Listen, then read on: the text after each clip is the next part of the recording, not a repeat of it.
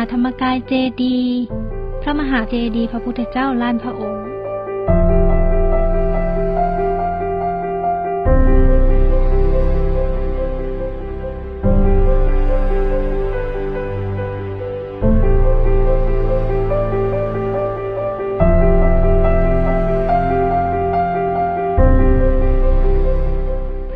ธรรมกายเจดีย์มีรูปทรงเดียวกันกับศาลจิเจดีย์อันเป็นเจดีย์เก่าแก่บูฮานของประเทศอินเดีย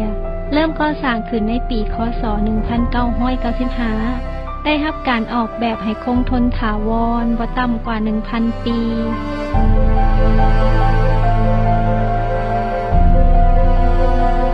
ประดิษฐานรูปหล่อพระธรรมกายประจำโตทั้งภายในและภายนอกเจดีย์รวมแล้ว1 ล้านองค์เฮ็ดจากซิลิคอนบอนด์เคลือบอนุภาคทองคำด้วยเทคนิคไทเทเนียมโกลว์ไอออนปรินติ้งรูปหล่อพระธรรมกายประจำโตแต่ละองค์สูง18 เซนติเมตรที่ฐานพระทุกองค์สลักชื่อเจ้าภาพผู้บริจาคผู้สนับสนุนหรือชื่อของผู้ที่ล่วงลับไปแล้วซึ่งมีผู้เฮ็ดบุญให้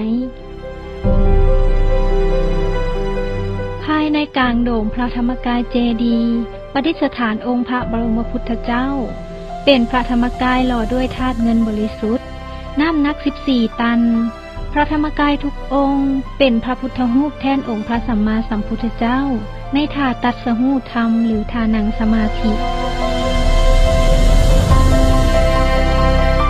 บริเวณรอบพระธรรมกายเจดีย์มีลานธรรมที่ใช้ในการประกอบพิธีกรรมการสร้างความดีเพื่อสร้างสันติสุขภายในและสันติภาพต่างๆนอกจากนี้โดยรอบทั้ง4ทิศก็คือวิหารคดก่อสร้างในปีค.ศ. 2004เป็นอาคารขนาดใหญ่2 ชั้นที่มีระเบียงทางย่าง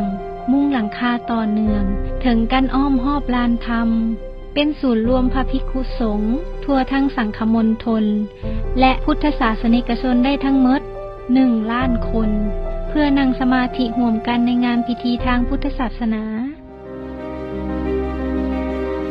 ซึ่งในทุกๆปีจะมีกิจกรรมงานบุญใหญ่เช่นจุดโคมประทีปนับแสนดวงในวันมาฆบูชา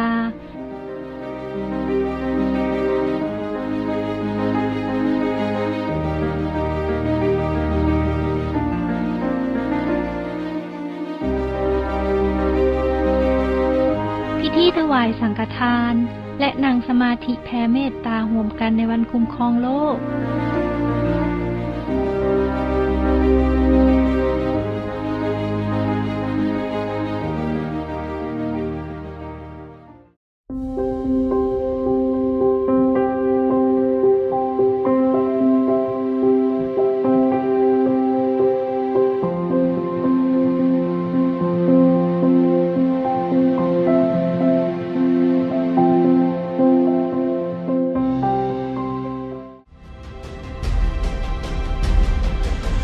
กิจกรรมวันรวมพลังเด็กดีวีสตาร์ผู้นำฟื้นฟูศีลธรรมโลกเป็นต้น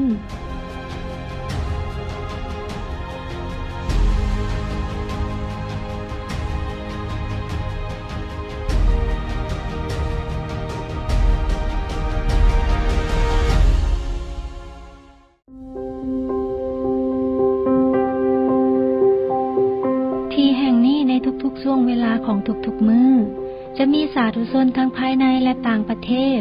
หมุนเวียนกันเข้ามาบูชาสักการะเจดีย์สวดมนต์บูชาพระรัตนตรัยสวดบทธรรมจักรกับปวัตตนสูตรเวียนประทักษิณและนั่งสมาธิเจริญภาวนาอย่างต่อเนื่อง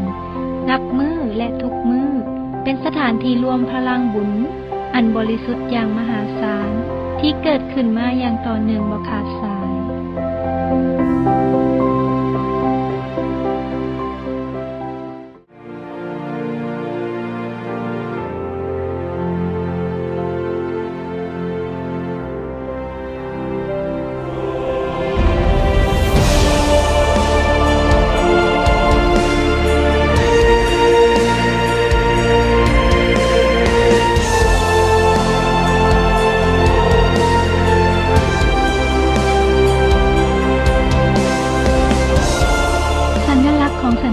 โลกผ่านสันติสุขภายในและยังเป็นศูนย์กลางของความหัก